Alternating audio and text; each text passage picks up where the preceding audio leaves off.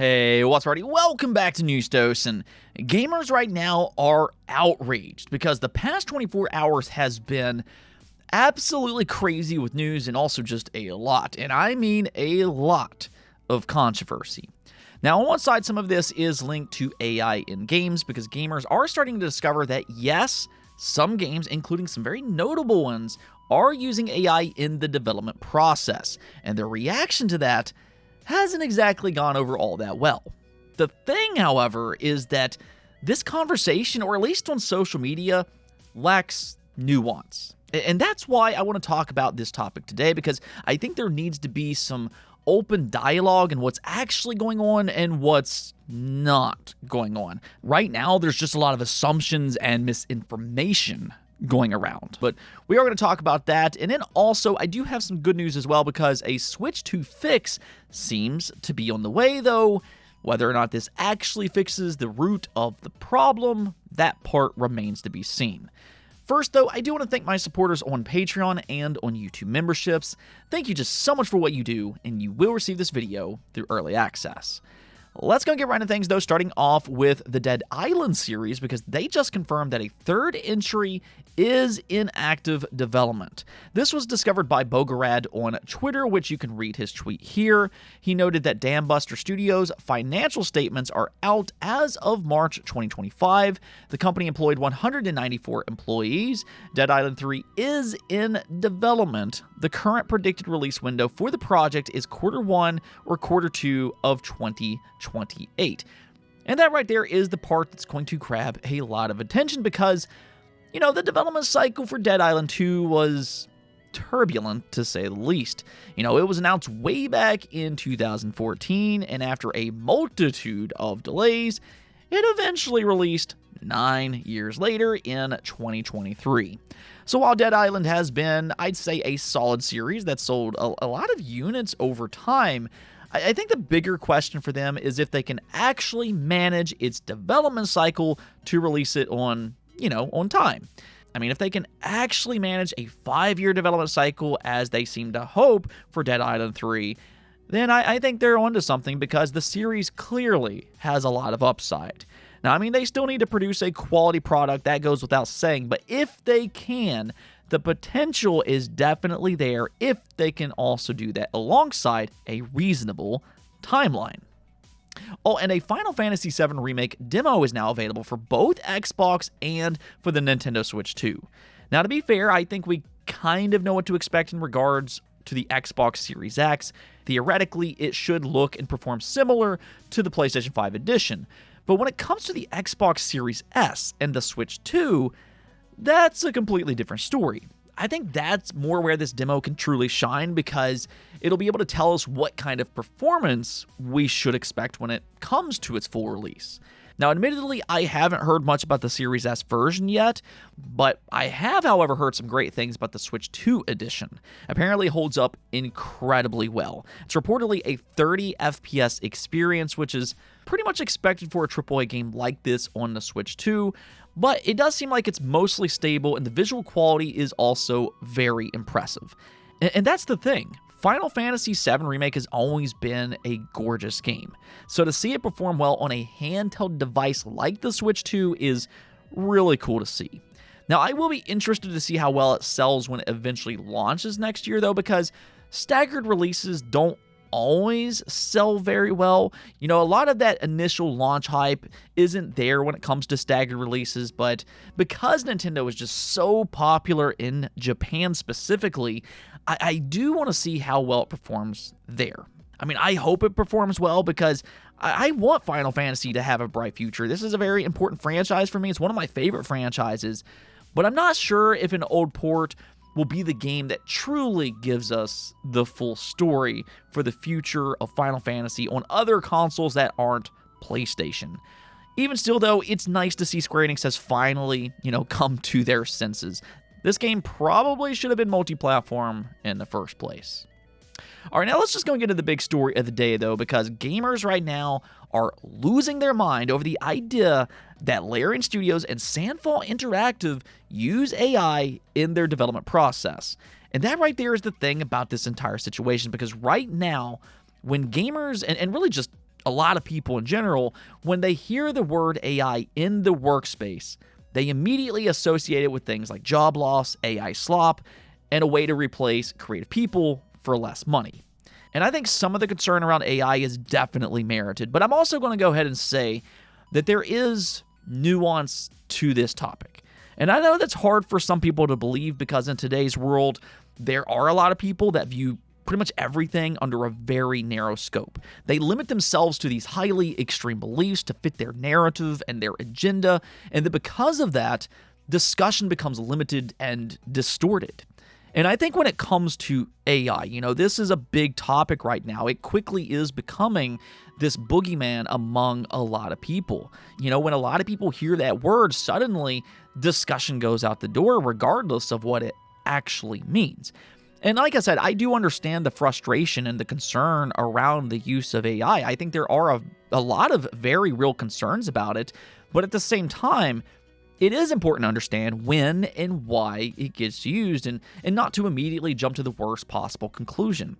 And that's what's been happening this past 24 hours for two specific studios. Now, this all started when Larian Studios via Bloomberg revealed that they've been using AI to explore ideas for Divinity. Now, interestingly, in the same breath, they also confirmed that there won't be any generative AI in Divinity when it releases. But again, they basically use AI to brainstorm.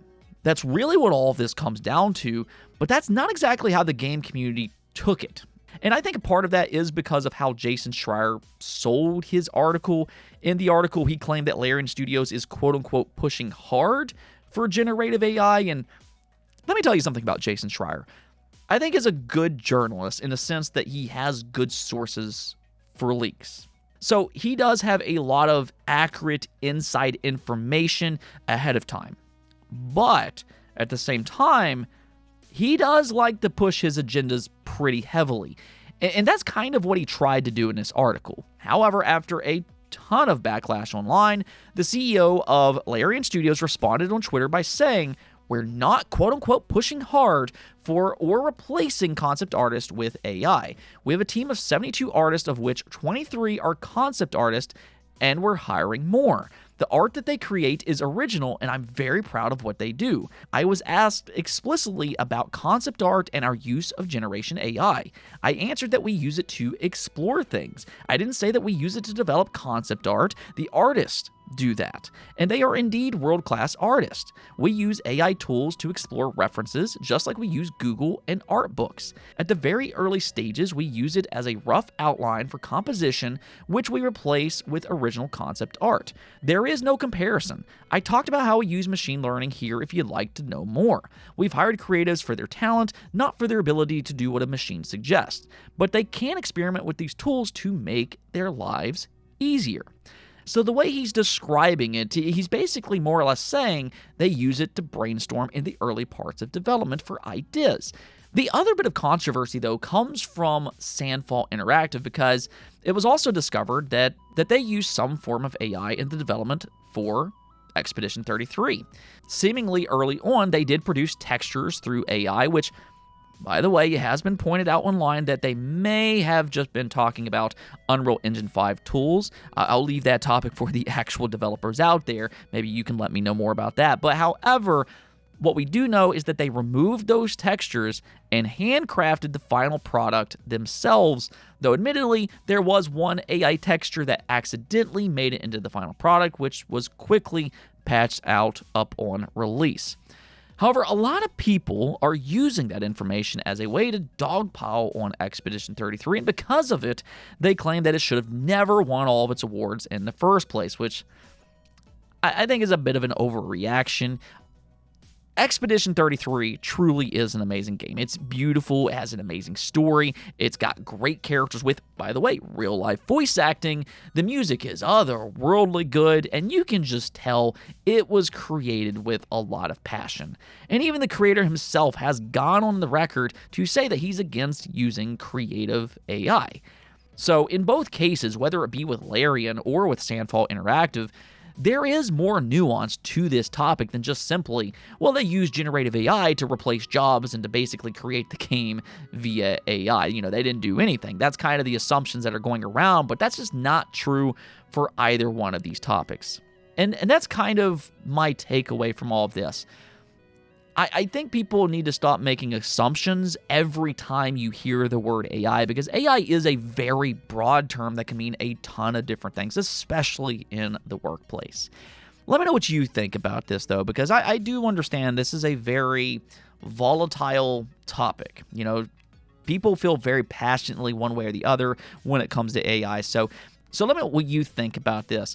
Do you think how it was described that Larian Studios and Sandfall Interactive did something terrible? Or do you think what they did is just perfectly fine? I want to hear your opinion in the comments below. Now, before I go, though, I actually do have some slightly good news, because it's been leaked that Nintendo was producing smaller capacity Switch 2 game cards. That's been a huge topic among Nintendo fans in the early part of the Switch 2 generation. Basically every third-party Switch 2 game that's been released has come via a game key card, because the 64GB option is just too expensive for third-party companies to use. Theoretically, though, smaller capacity cards could possibly make the price make more sense for true physical games. That's kind of where this news takes a bit of a turn, though, because according to Nintendo's, they said, I can confirm that smaller capacity Switch 2 game cards are in production, but due to chip shortages, it will take time before we see widespread availability. Despite the smaller capacity, these cards will still be expensive due to rising cost of materials. Game key cards are not going away. So if that last part is true, then it might not necessarily have the impact that a lot of fans have been hoping for. At the same time, though, I am hearing that they will be cheaper than the 64GB option.